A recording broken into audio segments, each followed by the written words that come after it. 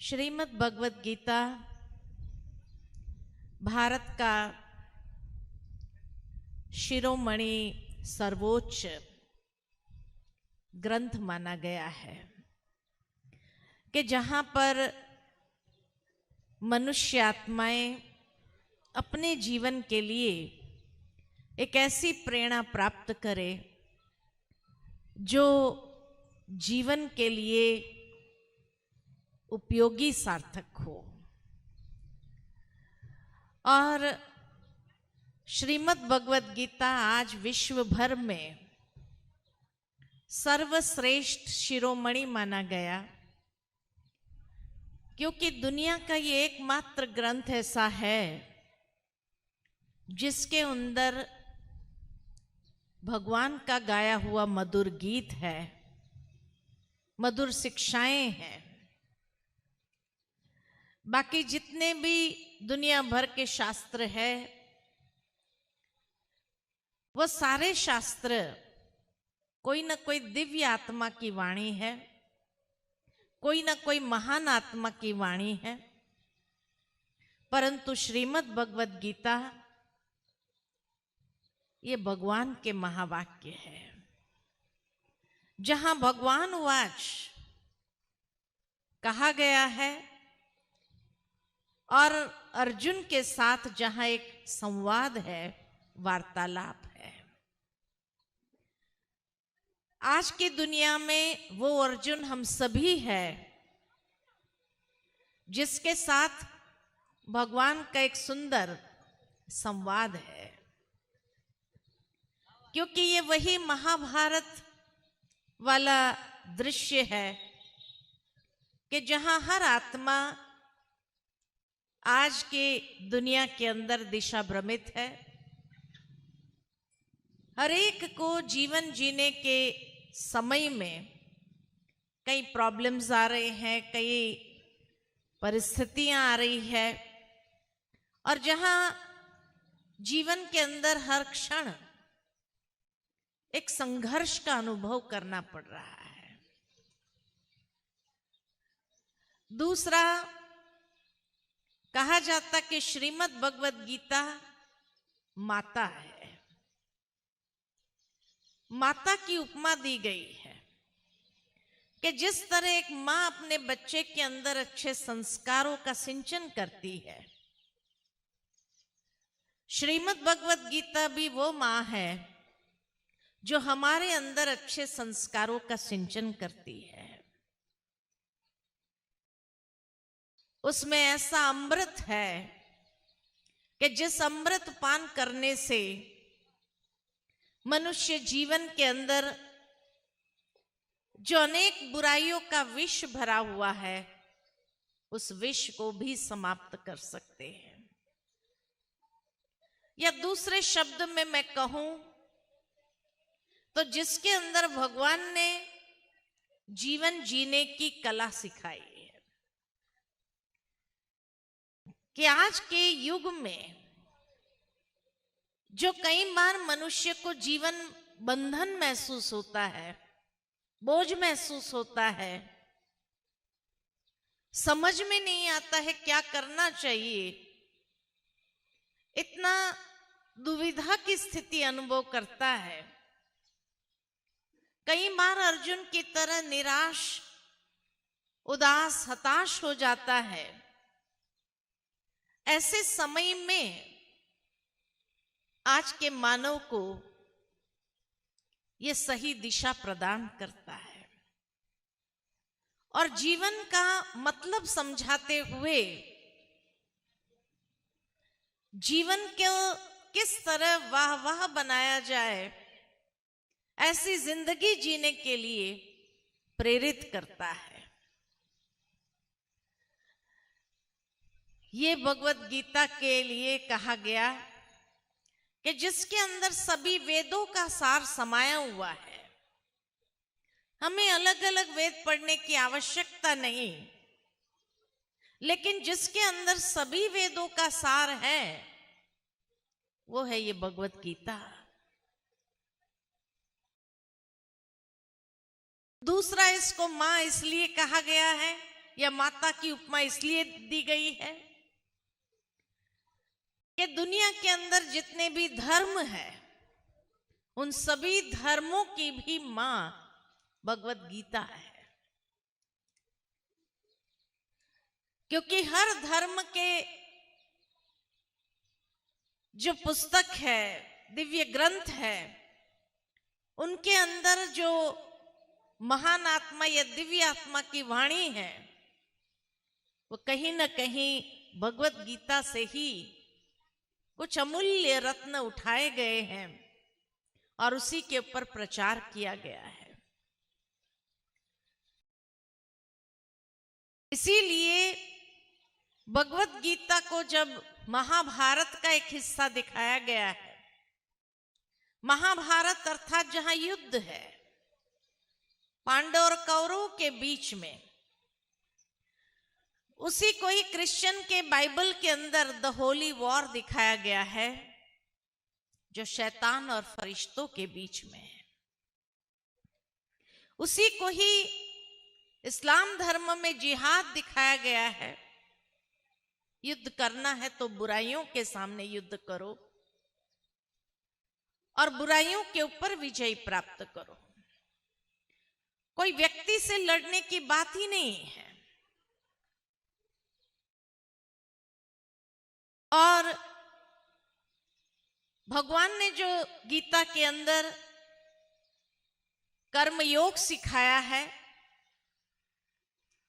उसी कर्म की गुह्य गति, जो कर्म कर्म विकर्म की गुह्य गति भगवान ने अर्जुन को सिखाई,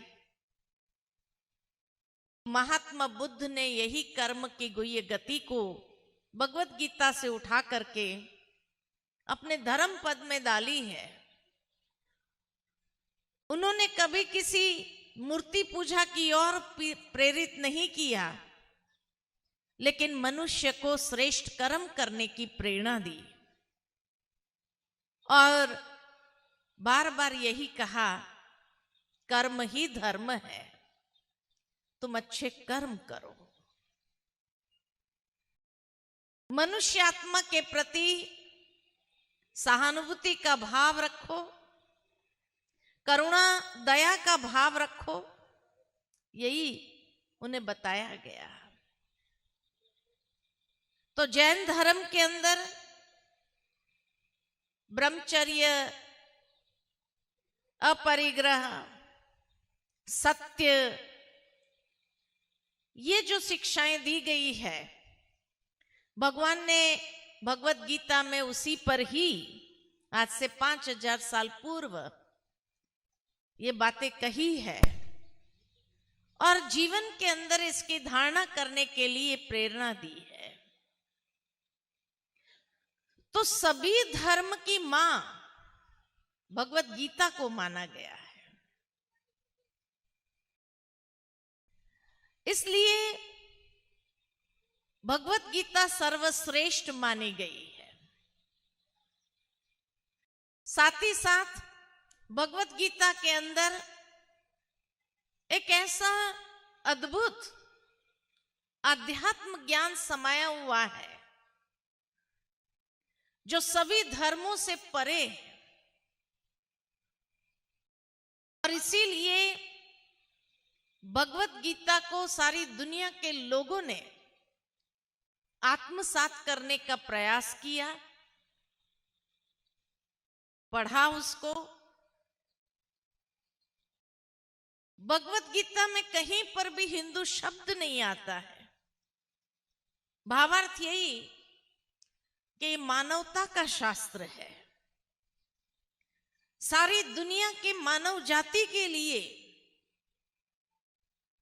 विशुद्ध आध्यात्मिक ज्ञान दिया हुआ है जो अतुलनीय है। उसकी खूबी यह है कि उसमें वर्णित ज्ञान सर्व मानव प्राणियों के प्रति लागू होता है, किसी खास संप्रदाय की मान्यता के आधार पर नहीं है और इसके अंतर्गत सभी धर्मों की मर्यादा की पवित्रता को सुरक्षित रखते हुए ईश्वरीय आध्यात्मिक ज्ञान को सार रूप में गौरवान्वित किया गया है। भगवत गीता का अमृत समान ज्ञान हम सब तक कैसे पहुंचा? शास्त्रों के अंदर दिखाया गया है कि महर्षि वेद व्यास जी निमित्त बने इसको हम तक पहुंचाने के लिए। और कहा जाता है कि महर्षि वेद व्यास जी जब समाधि अवस्था में बैठते थे तो कभी कभी वो दिव्य अनुभव करते थे। ऐसा ही एक दिव्य अनुभव जब समाधि में बैठे थे तब उन्हें अमूल्य ज्ञान के रूप में प्राप्त हुआ। इतना ऊंचा ज्ञान जब उस समाधि अवस्था से नीचे आए और उन्हें लिपिबद्ध करना चाहा तो कुछ चीजें प्रायलोप हो गई, लिपिबद्ध नहीं कर पाए। तब वो भगवान से निवेदन करते हैं कि हे प्रभु, आप मुझे इतना ऊंचा ज्ञान दे रहे हो, परंतु अगर मैंने उसको लिपिबद्ध नहीं किया तो मनुष्य तक कैसे पहुंचा सकूंगा? आप मुझे कोई लेखक दो लिखने के लिए। तब कहा जाता है कि भगवान ने कहा आप गणेश जी का आवाहन कीजिए, और इसीलिए वो गणेश जी को निवेदन करते हैं अपना लेखक बनने के लिए। और महाभारत के आदि पर्व का 77वां श्लोक, जिसमें बड़े सुंदर शब्द में उन्होंने गणेश जी को निवेदन किया कि आप मेरे लेखक बनो, और कहा हे गणनायक, आप मेरे लेखक बने, यह ग्रंथ मैं मेरे मन की अति उच्च अवस्था से अर्थात समाधि अवस्था द्वारा प्राप्त ज्ञान से प्रकट कर रहा हूं। जो ज्ञान मुझे समाधि अवस्था में प्राप्त हुआ उसी से मैं प्रकट करना चाहता हूं।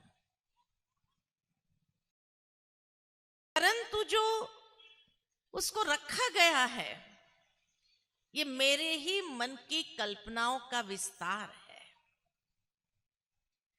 बड़े स्पष्ट शब्द में उन्होंने ये कहा, ज्ञान मुझे समाधि अवस्था में मिला,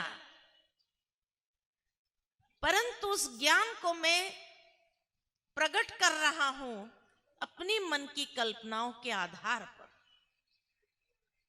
भावार्थ यही है कि मान लो कि आज एक छोटा बच्चा हो, जिस छोटे बच्चे को मुझे अगर कोई ज्ञान की बात बतानी हो कि बेटा झूठ नहीं बोलना चाहिए, सच बोलना चाहिए, ज्ञान इतना ही है, सच बोलो। लेकिन मैं अगर रोज सुबह उठ करके उसको उपदेश दूं तो शायद उसकी समझ में नहीं आएगा। परंतु अगर मैं अपनी मन की कल्पना से एक कहानी का निर्माण करती हूं और उसको बताती हूं कि चल मैं तुझे एक कहानी सुनाती हूं जिसमें एक सच का पात्र लूं, एक झूठ का पात्र लूं, और फिर कैसे सच के सामने कई परीक्षा आती है लेकिन अंत में उसकी विजय होती है।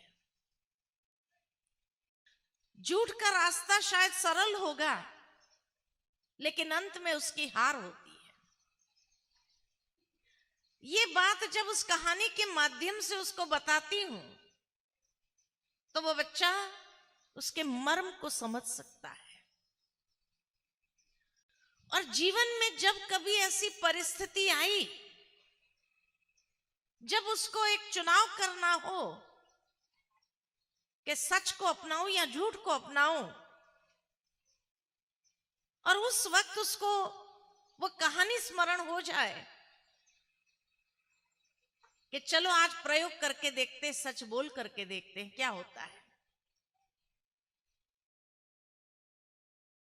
वो अपने माइंड को पहले से तैयार कर लेता है कि बताया गया है कि सच का मार्ग थोड़ा कठिन होता है, मुश्किल होता है, कई परीक्षाओं का सामना करना पड़ेगा, कई चुनौती मेरे सामने आएगी,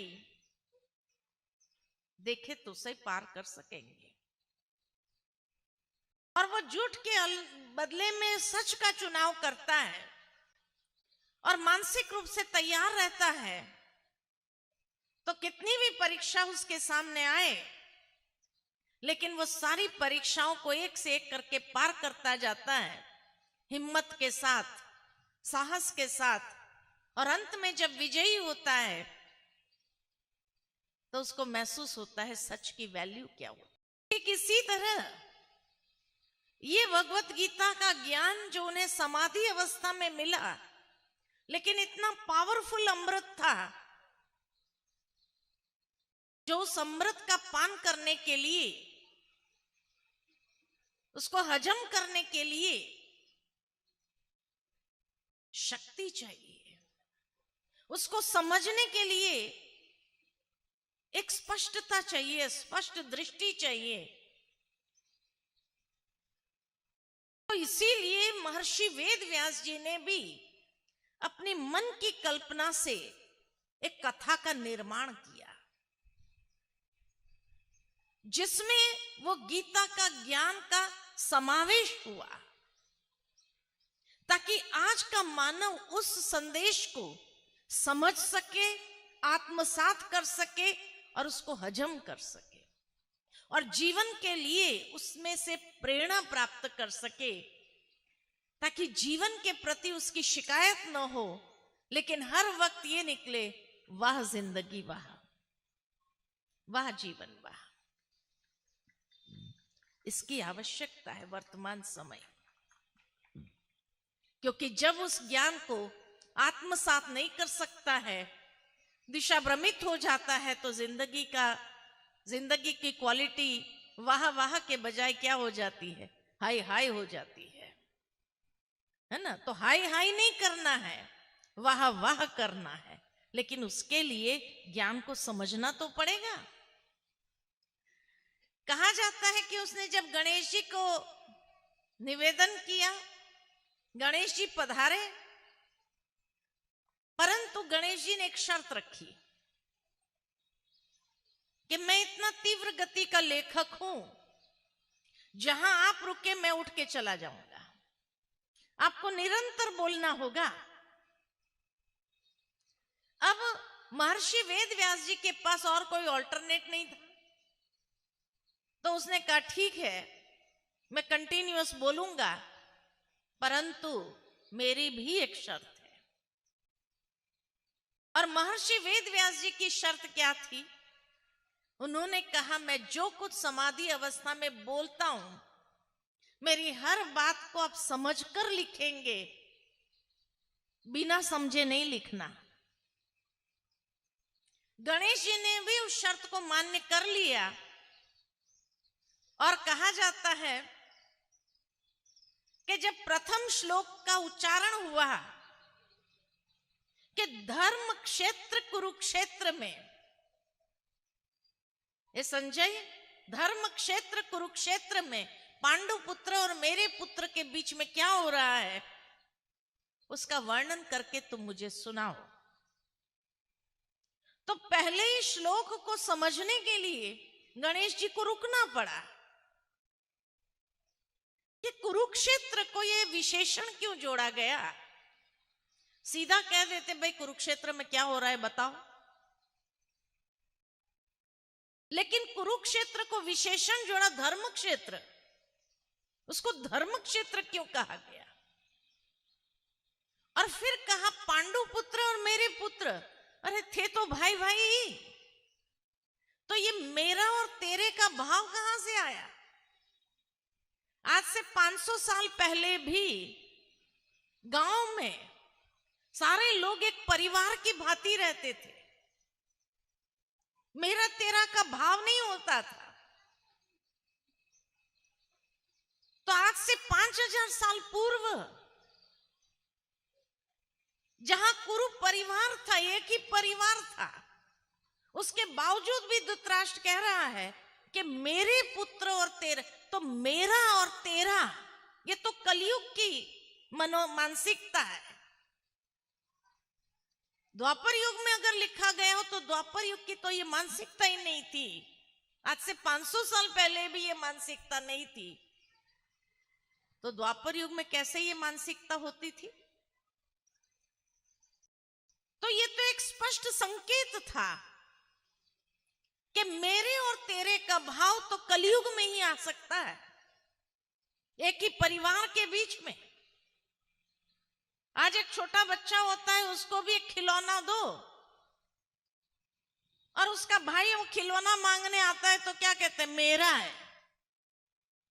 ये मेरा और तेरे का भाव तो उस उम्र से आरंभ हो जाता है कि वो अपने सगे भाई के साथ भी शेयर करना नहीं चाहता है। तो मेरे और तेरे का भाव तो कलयुग का है। इसलिए महर्षि वेद व्यास जी ने आरंभ में ही, महाभारत के आरंभ में ही ये बात कह दी कि ज्ञान मुझे समाधि अवस्था में मिला, लेकिन उसको मैंने जो प्रेजेंट किया है मेरी मन की कल्पनाओं का विस्तार है। वास्तव में उन्होंने उस समाधि अवस्था में आने वाले कलिकाल को देखा था कि वहां मानसिकता कैसी होगी। उसका स्पष्ट प्रदर्शन है कि जहां मेरे और तेरे का भाव ऐसा स्वार्थ युक्त भाव हो, तो ऐसे समाज में कैसे जीना चाहिए। और जीना खाली नहीं, लेकिन उसमें भी वहां जिंदगी वाह बना करके जीना कैसे है, ये भाव उसमें प्रकट किया गया है।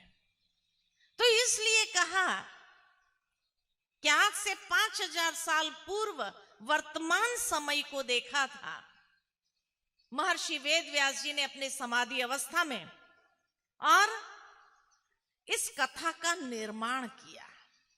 क्योंकि आज के युग में यही मानसिकता तो हर एक की है, हर एक की यही मानसिकता तो प्रकट की हुई है। इसीलिए कहा जाता कि गीता में हर प्रकार का समाधान हमें प्राप्त होता है, हर प्रकार का समाधान मिलता है। एक ही ग्रंथ के अंदर महर्षि वेद व्यास जी इतने इंटेलेक्चुअल थे, इतने समझदार और बुद्धिशाली व्यक्ति थे कि एक ही कथा में उसने एक मनुष्य की मनस्थिति क्या होती है कलयुग के अंदर, उसका समाधान भी दिया है। पारिवारिक स्थिति क्या होती है, उसका समाधान भी दिया है। सामाजिक स्थिति क्या होती है, उसका समाधान भी दिया हुआ है। राष्ट्रीय स्थिति क्या होती है, उसका समाधान भी दिया है। और वैश्विक स्थिति क्या होती है, उसका समाधान भी दिया है। एक ही कथा के अंदर ये सारे लेवल के समाधान उन्होंने दिए हैं। इसीलिए भगवत गीता हर एक के लिए है, चाहे व्यक्तिगत रूप से, चाहे पारिवारिक रूप से, चाहे सामाजिक रूप से, हर एक को एप्लीकेबल है ये। आज व्यक्ति के जीवन में कितनी चुनौतियां आती है, हर इंसान के जीवन में अनेक प्रकार की चुनौती आती है और उसको सारी चुनौतियों को पार करना पड़ता है। लेकिन पार करते करते कभी कभी उसको संसार असार महसूस होने लगता है, उसके पास कुछ नहीं बचता, उसका विश्वास, उसका मूल्य, धैर्य, दया, सबकी हदें टूटने लगती है। ऐसी चुनौतियों को कैसे पार करे, कितना संघर्ष वाला जीवन है। आज हर मनुष्य आत्मा लड़ रही है, नहीं लड़ रही है। कोई अपने आप से लड़ रहा है, कोई हालातों से लड़ रहा है, कोई दूसरों के साथ लड़ रहा है, कोई समस्याओं से लड़ रहा है, कोई परिस्थितियों से लड़ रहा है। कौन लड़ नहीं रहा है? हर कोई तो लड़ रहा है। ऐसी जब स्थिति हो जाती है तो कुछ चुनौतियों को तो व्यक्ति पार करके सफल कर लेता है, लेकिन जीवन के कुछ चुनौती ऐसी भी होती है कि जब व्यक्ति हार महसूस करता है और उस संघर्ष में अपने जीवन को नष्ट कर डालना चाहता है। आज संसार के अंदर कितने सुसाइड केसेस हो रहे हैं, क्यों हो रहे हैं? उन चुनौतियों को जब पार नहीं कर पाता है तो निराश, हताश, उदास हो जाता है। अर्जुन की तरह अर्जुन के लिए दिखाया कि एक ऐसा योद्धा था जिसने अनेकों युद्ध अकेले हाथ जीते थे, परंतु जब महाभारत का समय आया तो वह इतना निराश, हताश, उदास हो गया कि उसने शस्त्र छोड़ दिए और भगवान से विनती करने लगा कि मुझे युद्ध नहीं करना है। उस समय क्या कहेंगे? अर्जुन का कॉन्फिडेंस खत्म हो गया। इतना बड़ा योद्धा, क्या उसका कॉन्फिडेंस खत्म हो गया?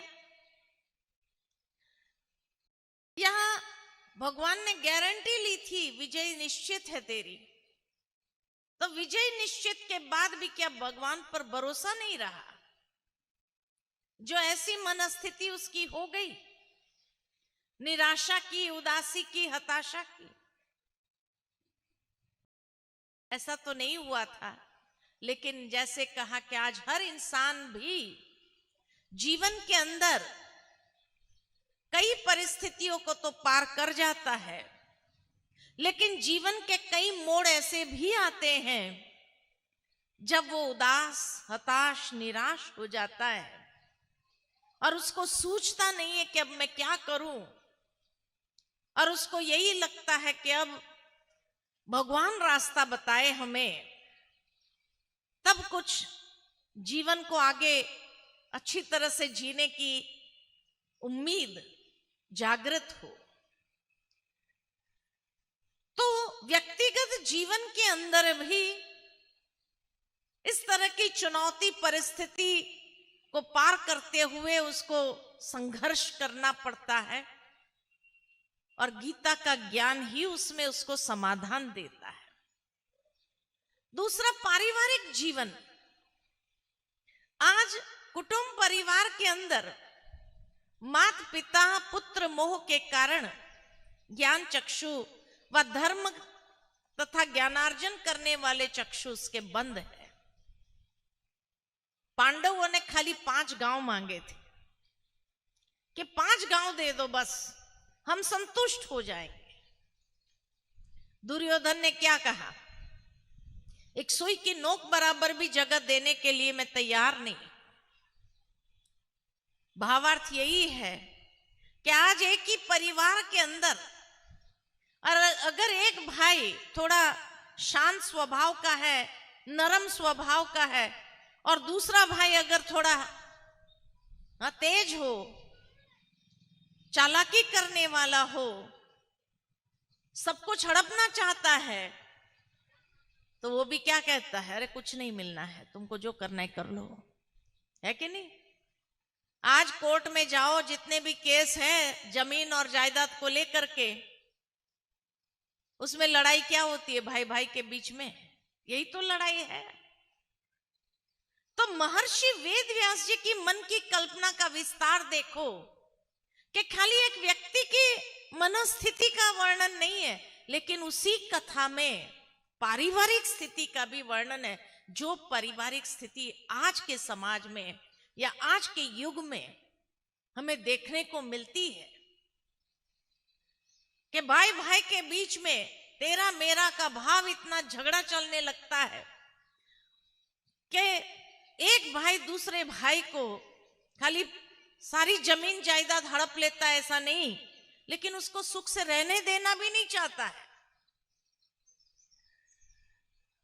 अभिमान इतना कि चाहे कुल का नाश हो जाए, लेकिन घृणा, द्वेष, क्रोध, अन्याय, प्रतिशोध की भावना को छोड़ना नहीं।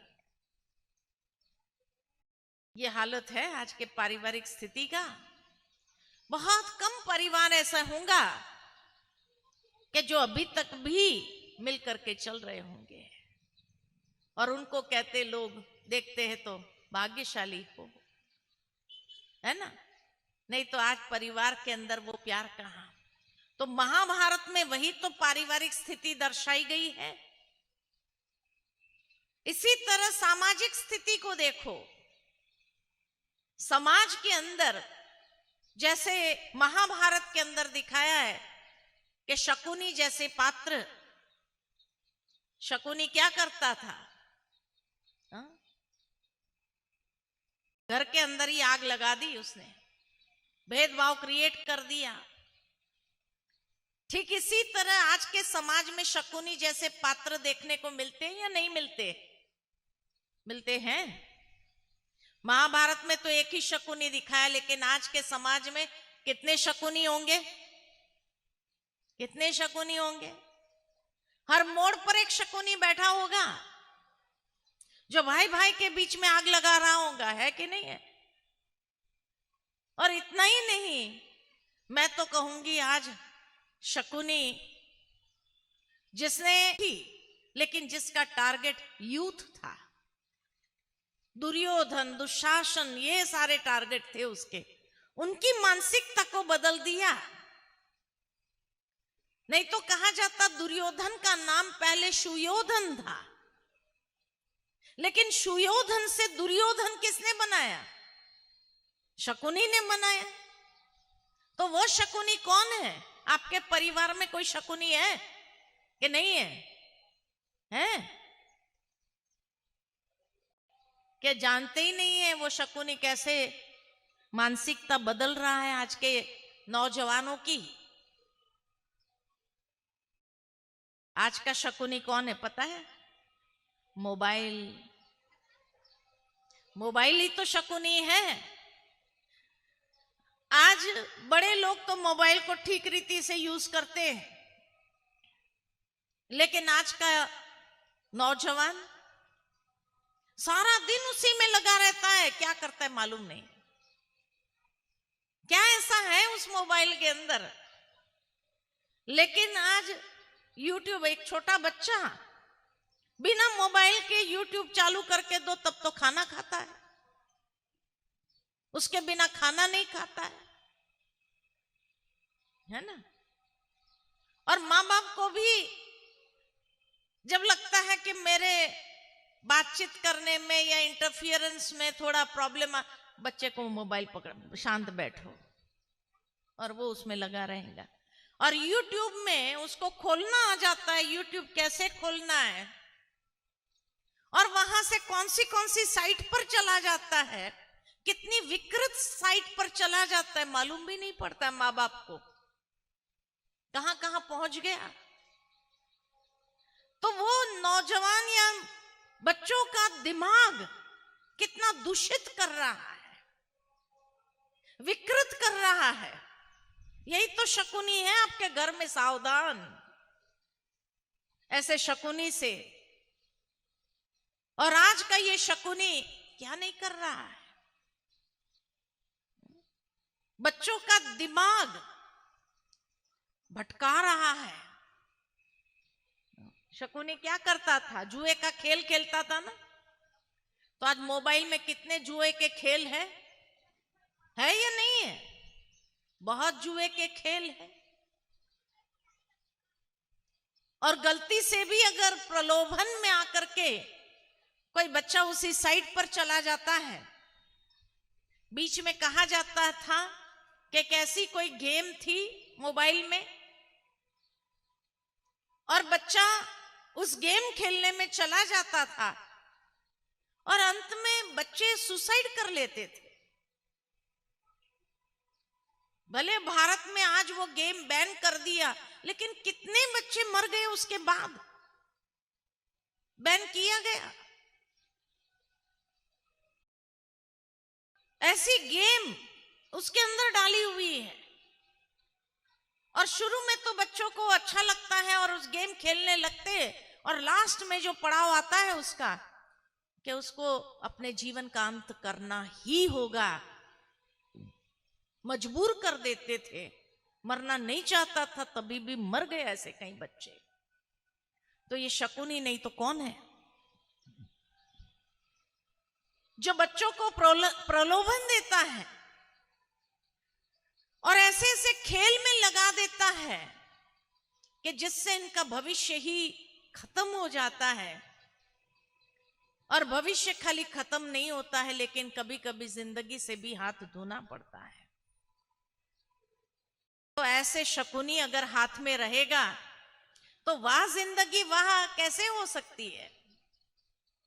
शुरू में तो लगता है वाह जिंदगी वाह, लेकिन बाद में हाई हाई करना ही पड़ता है या नहीं करना पड़ता है? तो समाज के अंदर ऐसे शकुनी जैसे पात्र हैं और विकर्म तथा कुकर्मों के प्रति भी अंधा समाज। मालूम ही नहीं है कि हमारे बच्चे इतने विकृत हो रहे हैं। माँ बाप को जब पता चलता है टू लेट हो गया, वो बच्चा जेल में पहुंच जाता है, तब माँ बाप की आंखें खुलती है। इसलिए कहा कि धर्म क्या है, अधर्म क्या है, कर्तव्य क्या है, कर्तव्य क्या है, भलाई क्या है, बुराई क्या है, न्याय क्या है, न्याय क्या है, उसके परखने वाले ज्ञान चक्षु आज नहीं रहा। इसलिए ऐसे समाज के लिए भी भगवत गीता ही समाधान है। इसी तरह कहा गया धृतराष्ट्र आज दुनिया के हर राष्ट्र को कौन सी भावना हड़प कर रहा है? धृत भावना हड़प कर बैठा है। पाशवी बल से अपना अधिकार जमाए हुए, सत्य की दृष्टि से अंधा, और जहां मानसिक और आत्मिक अंधत्व होता है वो बहुत ही भयानक होता है। आज धृतराष्ट्र ये आंखों से खाली अंधा नहीं था, लेकिन आज के समाज के अंदर मनुष्य या राष्ट्र के अंदर ऐसे लोग हैं जो महत्वाकांक्षाओं में अंधा है, स्वार्थ में अंधा है, अभिमान में अंधा है, पुत्र मोह में अंधा है। ऐसे लोग हैं जो उस राष्ट्र की कुर्सी पर बैठना चाहता है और पूरे राष्ट्र को अंधकार में ढकेलना चाहता है, या सारे विश्व के लिए एक समस्या बनना चाहते हैं। आज दुनिया के हर कोई राष्ट्र को देख लो, चाहे चाइना हो, कोरिया हो, चाहे अमेरिका हो, रशिया हो, कौन बैठना चाहता है उस गद्दी के ऊपर? राष्ट्र की सर्वोच्च गद्दी पर कौन बैठना चाहता है? एक अंधा इंसान बैठना चाहता है जो महत्वाकांक्षाओं में अंधा है, सारी दुनिया पर राज करने का सपना देख रहे हैं, जो हर प्रकार की विकृतियों में अंधा है, स्वार्थ में अंधा है या पुत्र मोह में अंधा है। ऐसे लोग ही तो राष्ट्र को चलाना चाहते हैं। ऐसी जहां राष्ट्र की समस्या होती है तो उसका समाधान भी भगवत गीता है।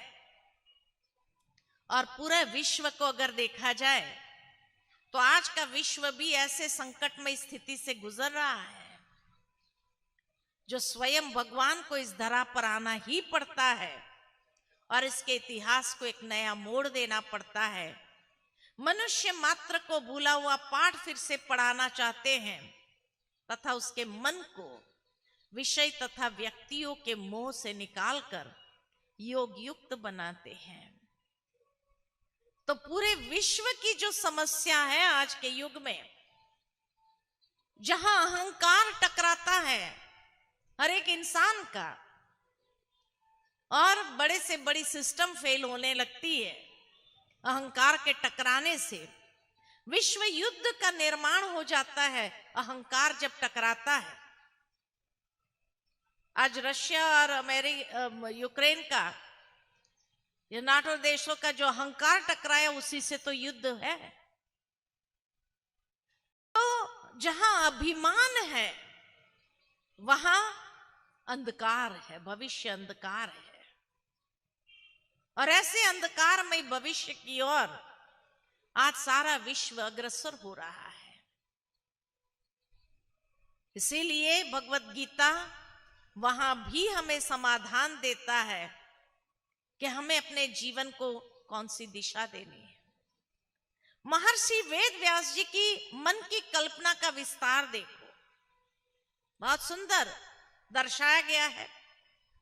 एक दृश्य के माध्यम से जो महाभारत के अंदर दिखाया है। कुरु परिवार है।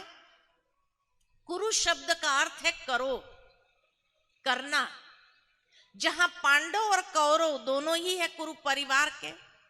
पांडव में अर्थात जिसकी भगवान के साथ प्रीत है, जो प्रीत बुद्धि और पवित्र कर्म करने वाले प्रीत बुद्धि इंसान ईश्वर के साथ, उसको कहा पांडव।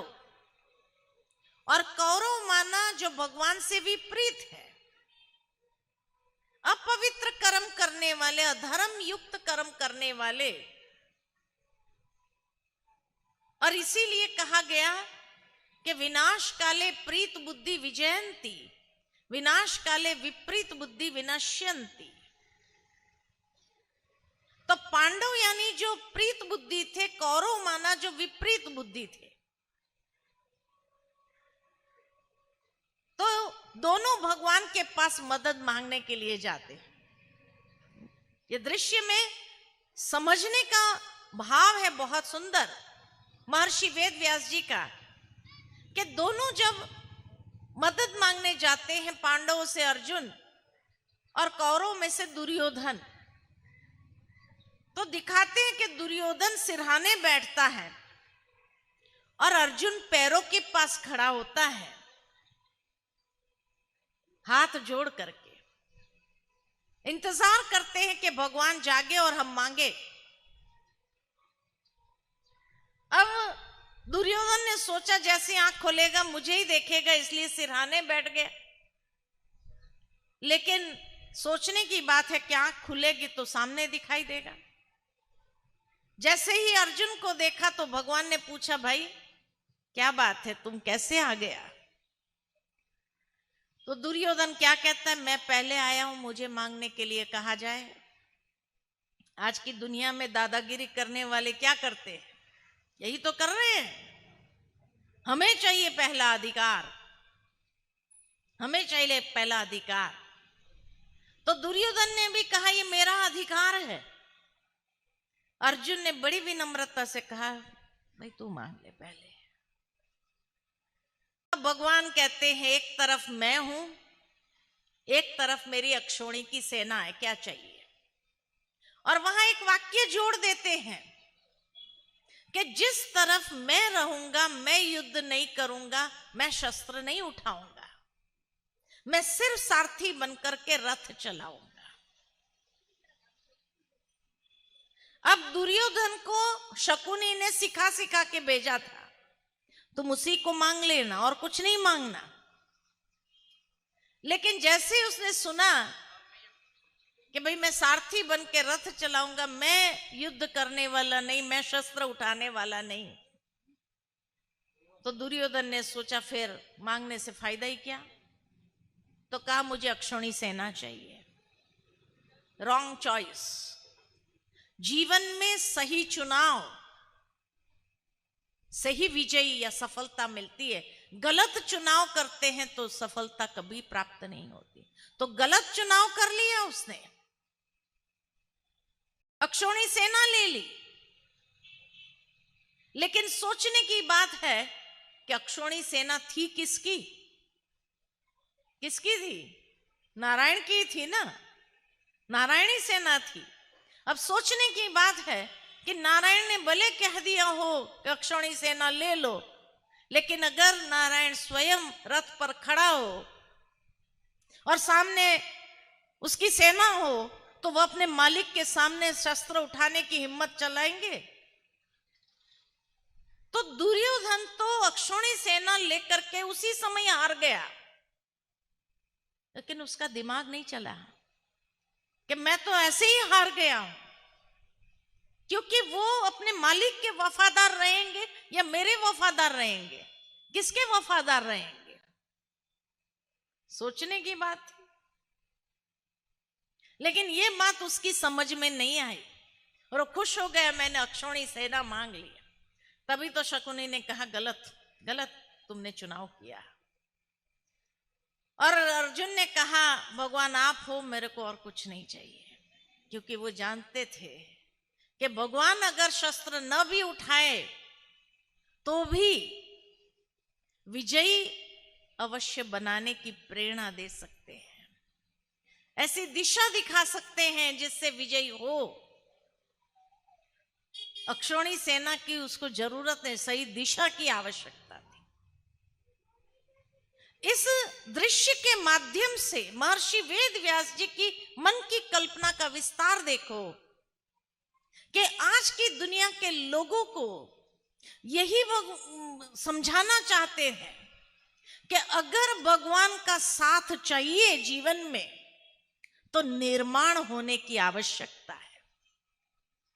दुर्योधन को जो सिरहाने बिठाया, ये सिरहाने बिठाना माना अहंकार का प्रतीक। जब कोई व्यक्ति अहंकार के वश होता है तो क्या कहते हैं, कितना सर ऊंचा लेके घूम रहा है, कहते हैं ना, इसलिए रावण के भी 10 सिर दिखाए, अहंकार का प्रतीक। और जो अहंकार के वश है भगवान उसके साथ नहीं होता है, वो भगवान से विपरीत होता है। भगवान की मदद का अनुभव करना है जीवन में, भगवान के साथ का अनुभव करना है जीवन में, तो निर्माणता बहुत आवश्यक है। जितना निर्माण बनेंगे, कदम कदम में भगवान की मदद का अनुभव करेंगे। ये आज के दुनिया के लोगों को भगवान समझाना चाहते हैं। अहंकार के वशीभूत व्यक्ति एक समय आता है अकेला रह जाता, उसके आसपास कोई नहीं होता है, और उस समय जिंदगी वाह वाह लगेगी। कैसी लगेगी? हाँ? और वाह जिंदगी वाह किसकी होंगी? जो निर्माणता से चलता है, भगवान के साथ का अनुभव करता है, भगवान की मदद का अनुभव कदम कदम में करता है, ऐसे की जिंदगी तो वाह वाह हो जाएगी।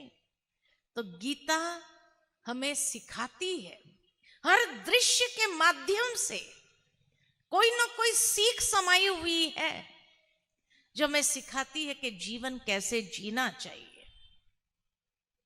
निर्माणता के साथ जीवन जियो, बड़ा आनंद आएगा। अहंकार के आधार पर जिएंगे तो रोज की नई समस्या, रोज की नई परिस्थिति उत्पन्न होती रहेंगी। इसीलिए कहा जाता है कि जीवन के अंदर जो समस्याएं आती है, ये समस्याएं कहां से निर्माण होती है? तो कहा जाता कि मनुष्य की कमजोर दिमाग की उपज है। अहंकारी बनना ये कमजोर दिमाग की उपज है, और ये कमजोर दिमाग की उपज क्या करेगा? जिंदगी को आनंद का अनुभव नहीं कराएगा। कितनी बड़ी सीख इसमें समाई हुई है कि जीवन में प्रॉब्लम्स और परिस्थितियों को आवाहन करने के बजाय जीवन के अंदर सदा ही खुशनुमा रहना है, तो निर्माणता को अपनाओ, है ना। ये है महर्षि वेद व्यास जी की मन की कल्पना का विस्तार। इसलिए कहा हर दृश्य में आज के युग के लोगों के लिए एक सीख समाई हुई है। पांडव और कौरव 2 जने हैं। पांडव 5 दिखाए और कौरव 100 दिखाए। पांडव माना जो प्रीत बुद्धि वाले, धर्म पक्ष के वाचक। आज की दुनिया को अगर 100% लिया जाए तो आज की दुनिया के अंदर पांडव कितने होंगे, है ना। इसलिए 5 और 100 ये परसेंटेज दिखाया है कि सारी दुनिया को 100% के रूप में लिया जाए तो आज की दुनिया में पांडव प्रीत बुद्धि ईश्वर के साथ कितने होंगे? खाली 5%, इतने ही है। और उसमें भी युधिष्ठिर कितने? 1%। युधिष्ठिर माना आध्यात्मिक भाववान, युद्ध जैसी परिस्थिति में भी स्थिर बुद्धि वाला, तो स्थिर बुद्धि वाला कितने परसेंटेज होंगे? ओनली 1%। आज की दुनिया के अंदर जहां वेवरिंग माइंड है लोगों का, अस्थिर दिमाग है, कभी स्थिर होता ही नहीं, ये करे, ऐसा करे, वैसा करे, और किसी न किसी का सहारा लेना पड़ता है। आप क्या समझते, मुझे क्या करना चाहिए? अब उसका दिमाग कौन सा स्थिर है? उसका भी तो अस्थिर है। अब वो जो राय देगा और उसको हमने फॉलो किया, और फिर प्रॉब्लम आई और किसी ने कहा आप तो समझदार हो, आपने कैसे ये डिसीजन ले लिया? तो क्या कहते हैं, मेरे दिमाग की कमाल नहीं है, इसकी दिमाग की कमाल है। इसके दिमाग पर चलने गए ना,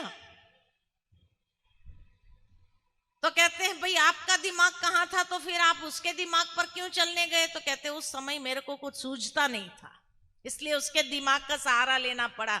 मुझे क्या मालूम, मेरे से ज्यादा उसका वेवरिंग है, ये कहते हैं ना। तो जहां वेवरिंग दिमाग वाले लोग हैं, ऐसी दुनिया के अंदर स्थिर बुद्धि वाले कितने परसेंटेज? ओनली 1%।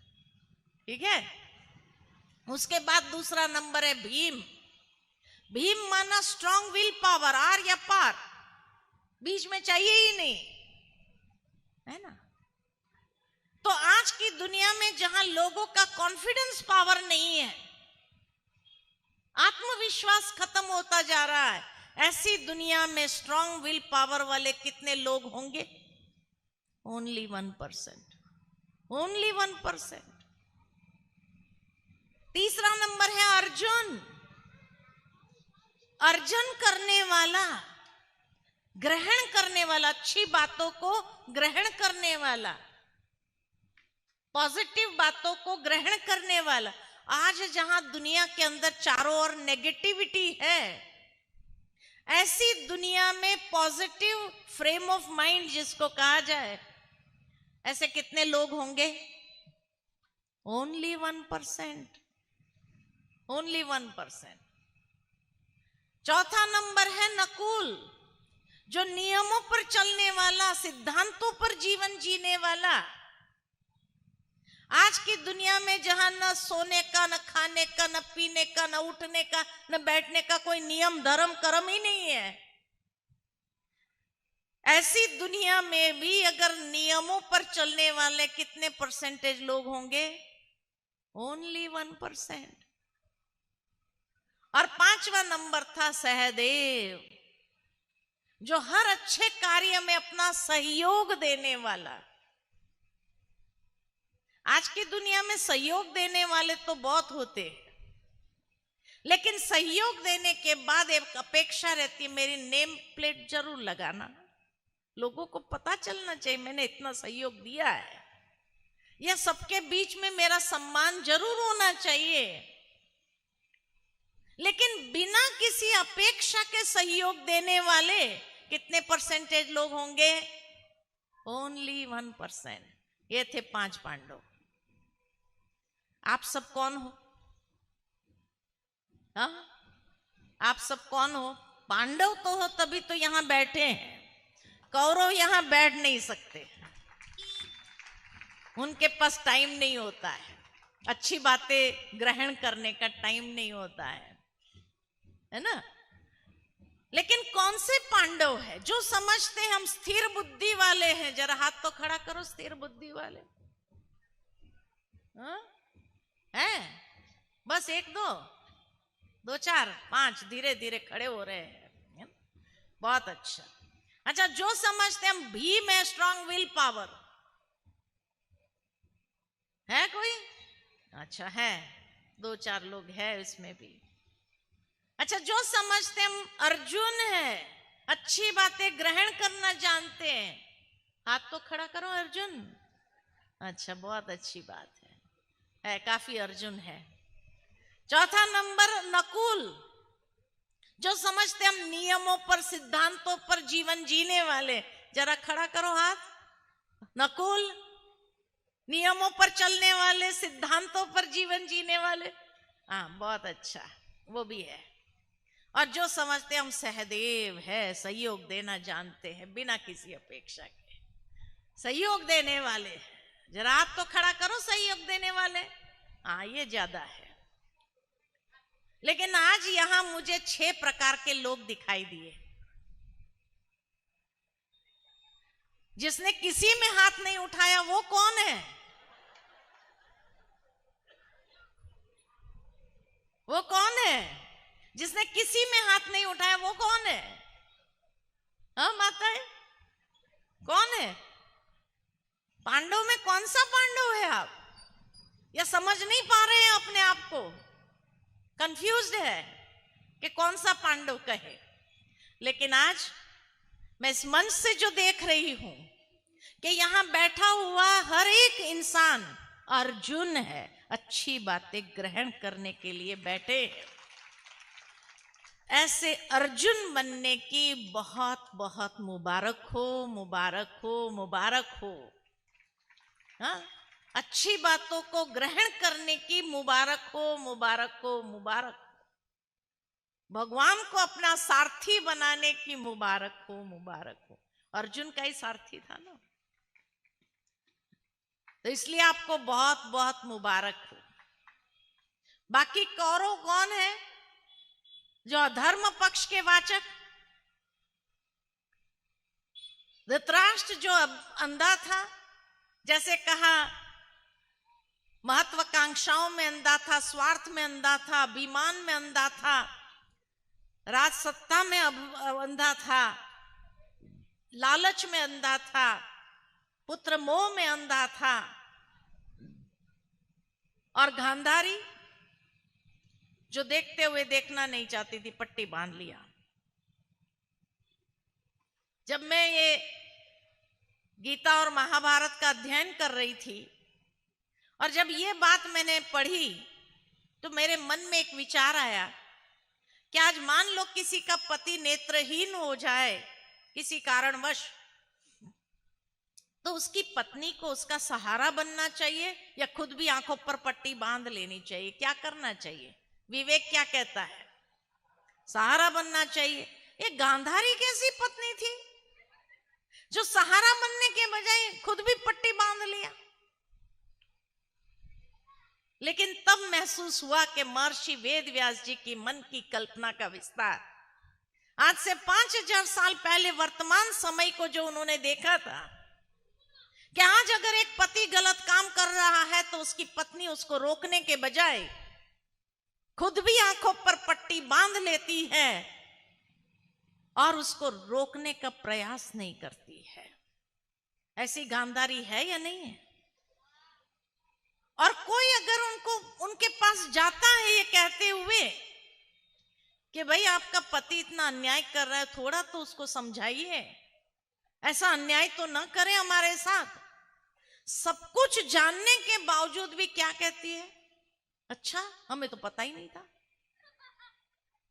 है ना? ऐसी गांधारी देखी है या नहीं देखी है? समाज के अंदर बहुत है। और उनके 100 पुत्र, जब 100 पुत्र के नामों की लिस्ट मैंने इंटरनेट से निकाली तो देखा गया कि अधिकतर कौरव के नाम दू से आरंभ होता है। दू से आरंभ हो रहा है। दू माना दुष्टता, दू माना जो दूसरों को दुख देने वाला। तो मैं सोच में पड़ गई कि आज कलयुग में भी माँ बाप अपने बच्चों के इतने सुंदर सुंदर नाम निकालते और रखते हैं। ये गांधारी और धृतराष्ट्र कैसे माँ बाप थे? उन्हें अपने बच्चों के लिए कोई अच्छा नाम ही नहीं मिला, जो अधिकतर बच्चों के नाम दू से रख दिया। दुर्योधन जो धन का दुरुपयोग करता है। कौन सा धन? खाली स्थूल धन नहीं, अपने समय का धन, शक्तियों का धन, अपने संसाधनों का धन, सबका दुरुपयोग करता है।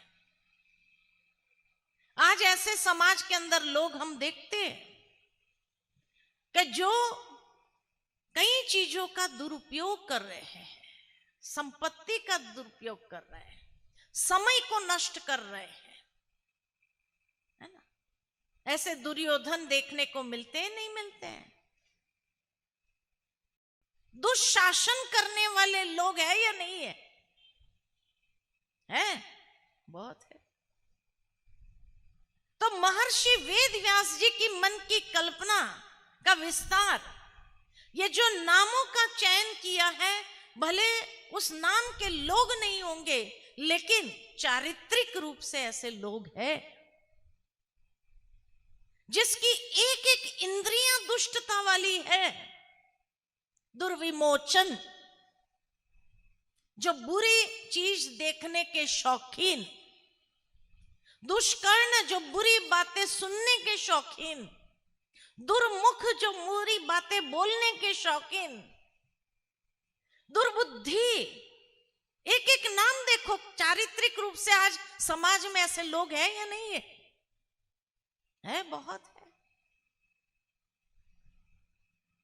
आज की दुनिया में कोई माँ बाप अपने बच्चों के नाम दू से नहीं रखते, रखते हैं तो दो ही नाम मेरे दिमाग में आए, एक दुर्गा और दूसरा दुष्यंत, जो दुष्टता का अंत करने वाला है। या दुर्गा नाम रखेंगे, लेकिन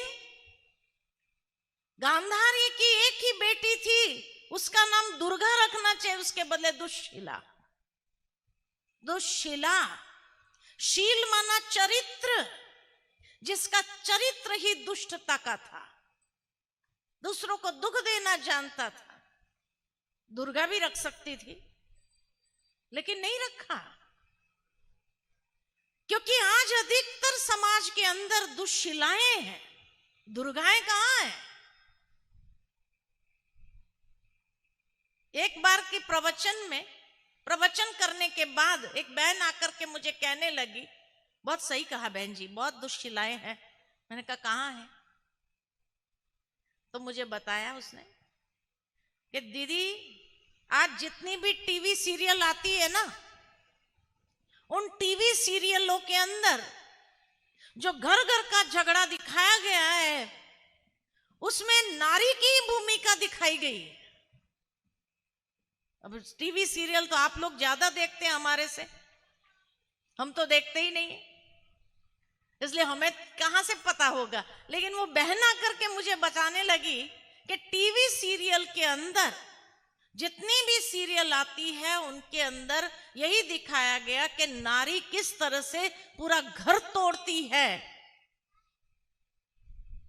तो ऐसी दुश्शीलाएं आज के समाज के अंदर है या नहीं है? दुष्टता वाला चरित्र है या नहीं है? तो इसलिए पांडव भी है, कौरव भी है, सब यही है। और महर्षि वेद व्यास जी की मन की कल्पना के हिसाब से महाभारत का ही समय चल रहा है। इसीलिए दिखाते हैं कि गीता का जन्म कहां हुआ? कुरुक्षेत्र के महायुद्ध के संघर्ष के बीच हुआ, जहां दोनों सेनाएं आमने सामने खड़ी है, प्रेक्षपास्त्र चलने शुरू होने वाले हैं, युद्ध का शंखनाद बज उठा है। युद्ध के उत्तेजना के कोलाहल में, इस संघर्ष के कारण सैनिकों का हृदय विदीर्ण होने लगा। ऐसे समय पर गीता का ज्ञान दिए जाने कारण गीता को संघर्ष का शास्त्र भी कहा गया है। कुछ सालों पहले गीता जयंती पर मैं कुरुक्षेत्र में थी। वहां कार्यक्रम के बाद मुझे कहा गया कि चलो आपको यहां के ऐतिहासिक स्थल दिखाने ले चलते। तो जाते हुए रास्ते में मुझे बताया गया कि कुरुक्षेत्र का नाम पहले कुरुक्षेत्र नहीं था। तो मैंने पूछा क्या था? तो कहा कुरुक्षेत्र का नाम पहले स्थानेश्वर था। यहां एक शिवजी का मंदिर है स्थानेश्वर, उसके नाम से उस गांव को जाना जाता था। तो मैंने पूछा कुरुक्षेत्र नाम कब पड़ा? तो मुझे बताया गया कि कुरुक्षेत्र नाम 1947 में एक कलेक्टर यहां आए थे, जिन्हें महसूस हुआ कि इतनी बड़ी ऐतिहासिक घटना यहां घटी गई और उसका नामो निशान नहीं है। उस वक्त उसने उस थानेश्वर गांव का नाम बदली करके कुरुक्षेत्र नाम रखा और फिर उसको डेवलप किया और आज वो डिस्ट्रिक्ट लेवल तक पहुंचा है, इतना डेवलप होते होते। नहीं तो एक बहुत छोटा सा गांव था।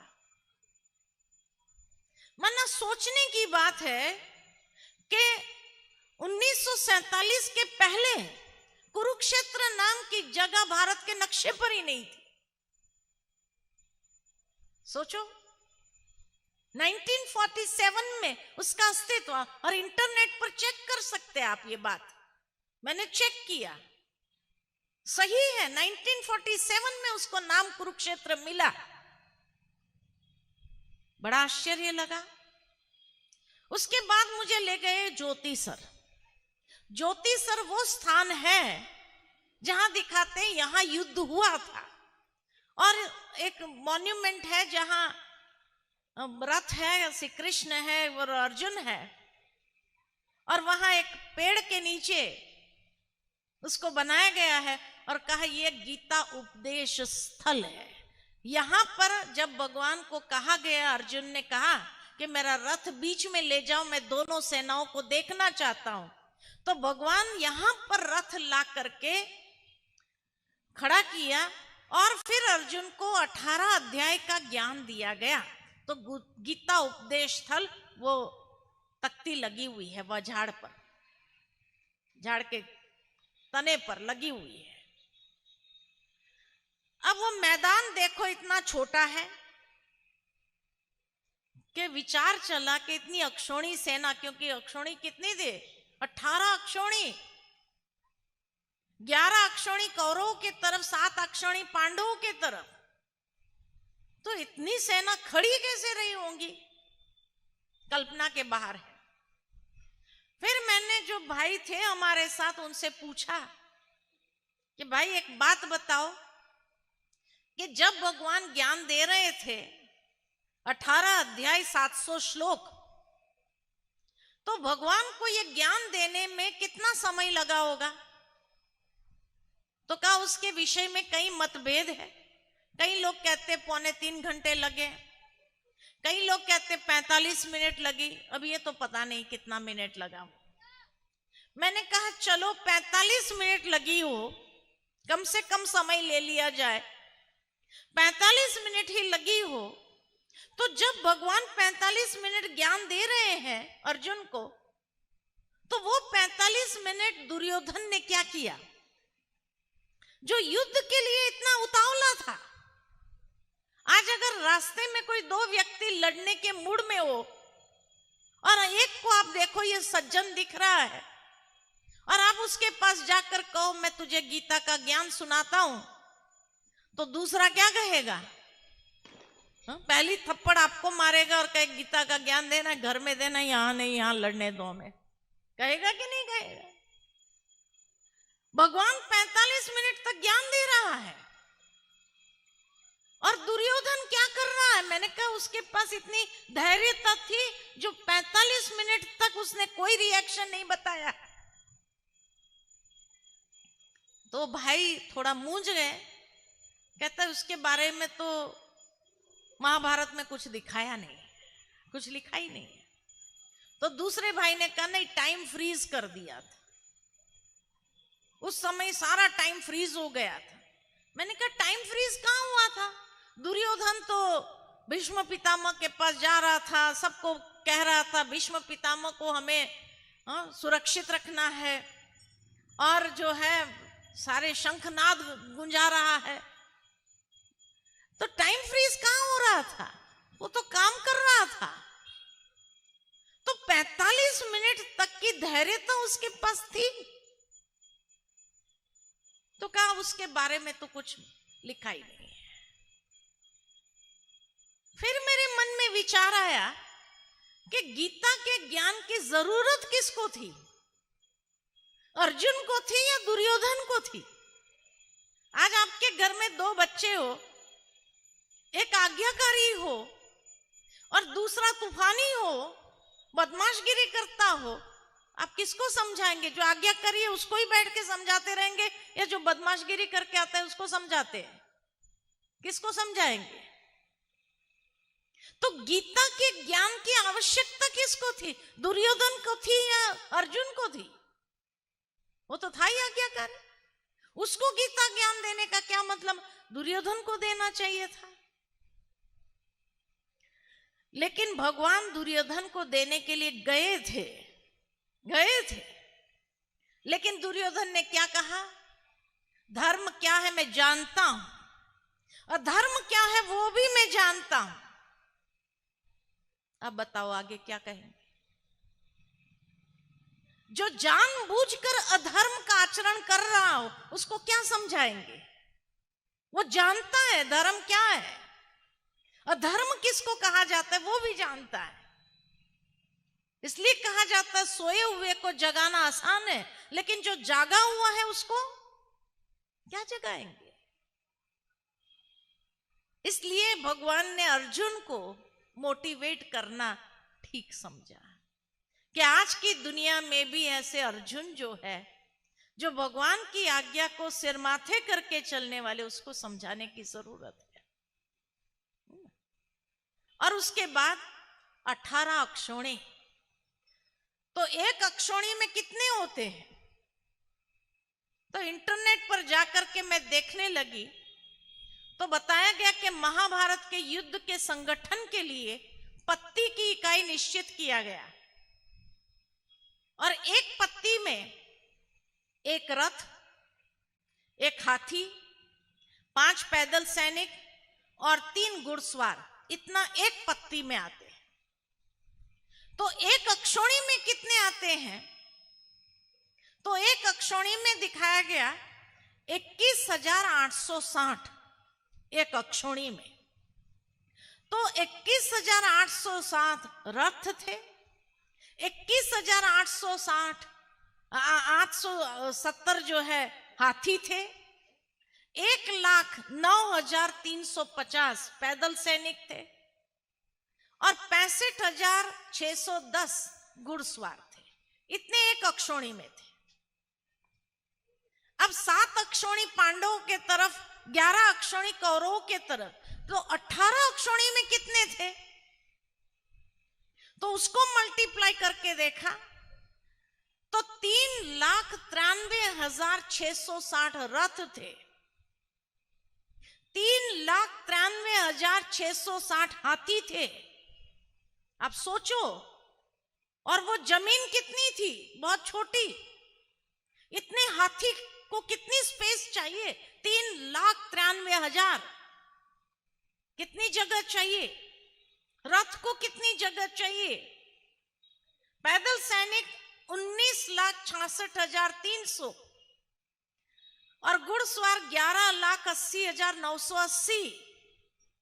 इतने 18 अक्षौणी में थे। लेकिन अगर रथ पर गिनती किया जाए तो एक रथ चलाने वाला और एक रथ पर योद्धा तो नहीं चला सकेगा, तो 2 होना चाहिए। तो इस फिगर को डबल करो तो रथ पर कितने थे?